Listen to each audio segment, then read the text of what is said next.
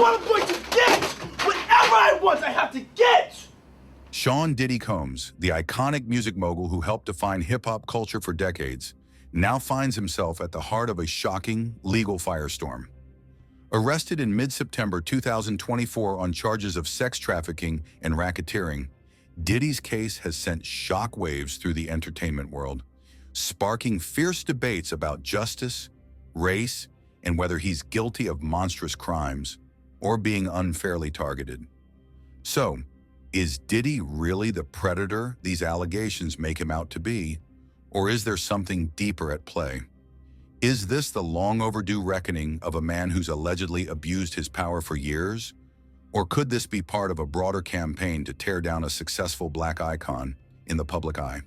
They just, you know, so you have, if you don't have what they need, they're gonna leave. Right. Gotta keep them there. Right. You need locks on the doors. Okay, this is sounding kind of dangerous now. It's a little kinky, but yeah. Rock with me, but just check it out. You need a lot of heat. A lot of heat. Yeah. Heat. You mean that physically the place has to be hot? You don't have no air conditioning. No air conditioning. No. Why is that? Heat affects the alcohol, and it also affects, like, you know, everybody gets a little bit more comfortable and loose. Builds up a nice little... Diddy, once celebrated as a titan in the music world, has long been a symbol of success. From founding Bad Boy Records and launching the careers of artists like Notorious Big, and Mary J. Blige to his billion-dollar business ventures, his influence in music, fashion, and culture is undeniable. But behind the glamorous facade, a much darker narrative is unfolding. The charges are staggering. Sex trafficking, coercion, exploitation, allegations that paint a picture of a man who used his wealth, power, and influence to control and abuse women over years. According to prosecutors, Diddy didn't act alone. He allegedly built a criminal enterprise to orchestrate these abuses, with disturbing claims that women were lured into his world with promises of fame, only to be trapped in cycles of manipulation and coercion. Mr. Combs is a fighter. He's going to fight this to the end. He's innocent. He came to New York to establish his innocence. He's not afraid. He's not afraid of the charges. There's nothing that the government said in their presentation today that changes anyone's mind about anything. He's been looking forward to this day. He's been looking forward to clearing his name, and he's going to clear his name. Many are questioning the timing of these allegations.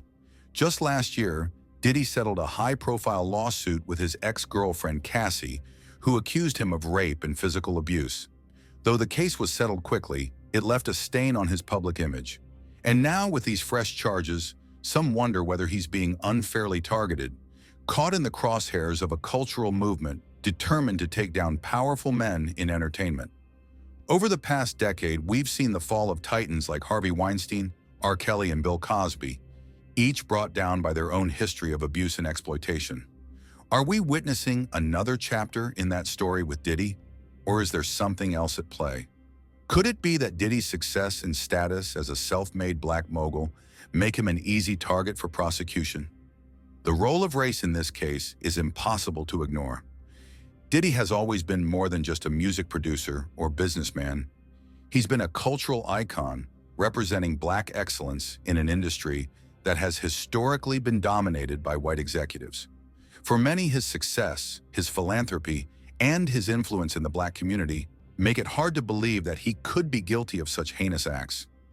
Diddy supporters argue that his legal woes are not just about justice, but about tearing down a powerful black figure who refuses to be controlled by the system.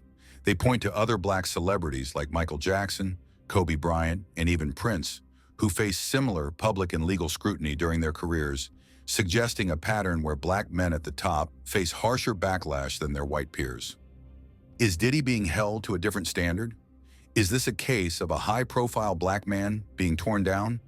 Or is this the system finally catching up to someone who has abused his power for far too long? On the flip side, the allegations against Diddy are disturbing, to say the least. The government's case against him includes claims of orchestrating elaborate sex parties, dubbed freak-offs, where drugs and alcohol were used to manipulate women, leading to non-consensual sexual acts. These parties allegedly involved not just Diddy, but a network of others who helped facilitate the exploitation.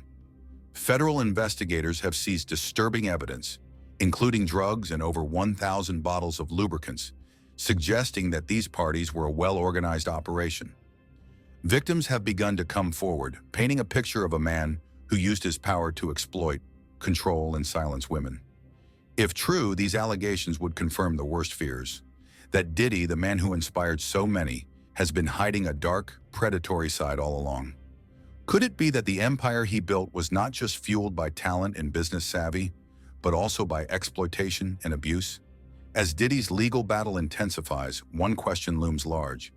Is he truly the monster the charges make him out to be, or is he a victim of a justice system eager to tear down powerful men? What do you think? What do you? A 3-count indictment charging Sean Combs with racketeering conspiracy, sex trafficking, interstate transportation for prostitution. The indictment alleges that between at least 2008 and the present, Combs abused, threatened, and coerced victims to fulfill his sexual desires, protect his reputation, and conceal his conduct.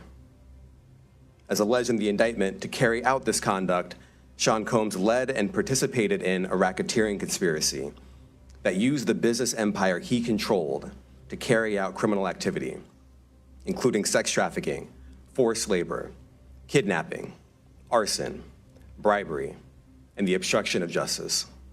The core of the sex trafficking accusations revolves around claims that Diddy ran a network where women were coerced into participating in sexual acts against their will, often under the influence of drugs or alcohol. These women were allegedly promised fame, money, or other incentives, but were instead controlled and exploited in highly organized sex parties, often referred to as freak-offs. Allegedly, Diddy lured vulnerable women, many of whom aspired to enter the music or entertainment industry, under false promises. Once involved, they were trapped in an abusive cycle where they were threatened or manipulated into continuing these sexual encounters. The indictment includes claims that women were frequently plied with drugs and alcohol at these parties, rendering them incapable of giving proper consent. The use of substances in this context is a common factor in sex trafficking, as it impairs victims' ability to escape or resist exploitation. Racketeering charges typically involve organizing or managing an enterprise that engages in illegal activities. In Diddy's case, the racketeering charges stem from allegations that he created a structure that systematically supported and facilitated the sex trafficking activities, involving other individuals and resources. The federal charges suggest that Diddy was not acting alone, but as part of a larger criminal enterprise.